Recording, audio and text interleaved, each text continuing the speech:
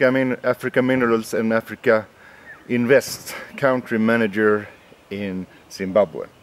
Okay. Peter, can you tell us a little bit about your background? Yes, Mike, professionally I'm a medical doctor. I did my secondary education in Zimbabwe and in Scotland, Edinburgh. And I did part university. In fact, I did university education at Edinburgh University and completed my medical degree in Zimbabwe.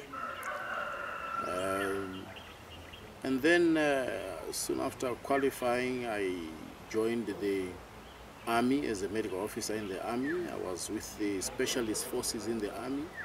I scanned through all the brigades in the Army as a senior medical officer, culminating in my appointment as a senior medical officer at Defense Forces Headquarters.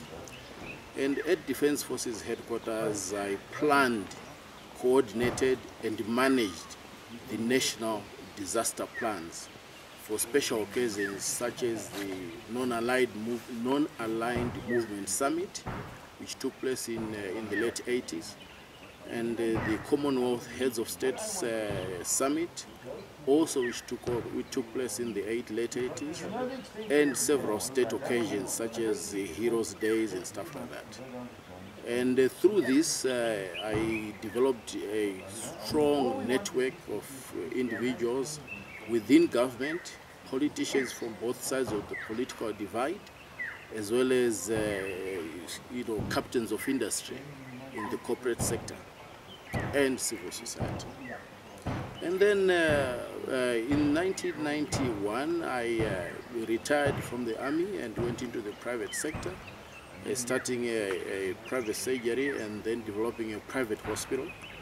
And with that, I've been in the process of developing private hospitals, and I've other business interests where I hold directorship in private companies. That's in a nutshell, that's my background. You have also told me about your roses, and you have a farm that produces roses? Yes, we used to export cut roses to Europe, to Netherlands, Germany, Russia, Canada, Australia, and South Africa. We were the largest, well, not the largest, the third largest rose exporter in the country. And this was before the land reform problems set in. Yes. And I was the co-owner and chairman of that rose operation. Yes. Have you any experience in previous projects regarding mining? Yes, I mean, I was a part of a consortium that was negotiating for equity participation in one of the largest platinum concerns in the country. We went through the negotiating process for about 3 years. In fact, the vendors were prepared to finance that acquisition, but things hit a brick wall because of what some people conceived to be a political risk in the country. Yes. Now a little bit about Zimbabwe. Can you tell us a little bit about the level of education of the people in Zimbabwe? I personally have experienced a lot of countries in Africa and see there is a lot of differences. So with that respect, what would you like to say about the standard of education? Well, Mike, human capital resource is one of our largest resources in the country. We have the highest literacy rate in Africa and a very high work ethic. Right now we have about 3 to 4 million, it's estimated 3 to 4 million Zimbabweans who are in the diaspora. Qualified personnel, skilled personnel, and we think with the changes in the political environment, a lot of these people will be coming back into the country. So yes, human capital is one of the largest resource that we have in this country. Another thing that I noticed is the infrastructure in Zimbabwe when it came to roads, electricity, etc. Could you tell us a little bit about that? Yes, I mean, in Africa, for a developing country, we have maintained our infrastructure. The road network is very good. The electricity supply is improving. It has faced its challenges during the a hyperinflation era, but there's huge improvement in that.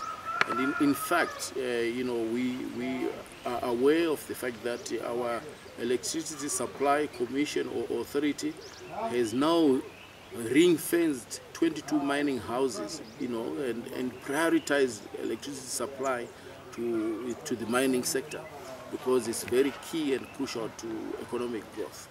And the other thing that is happening is growth in the telecoms industry. We are experiencing phenomenal growth in infrastructure that is related to telecoms industry.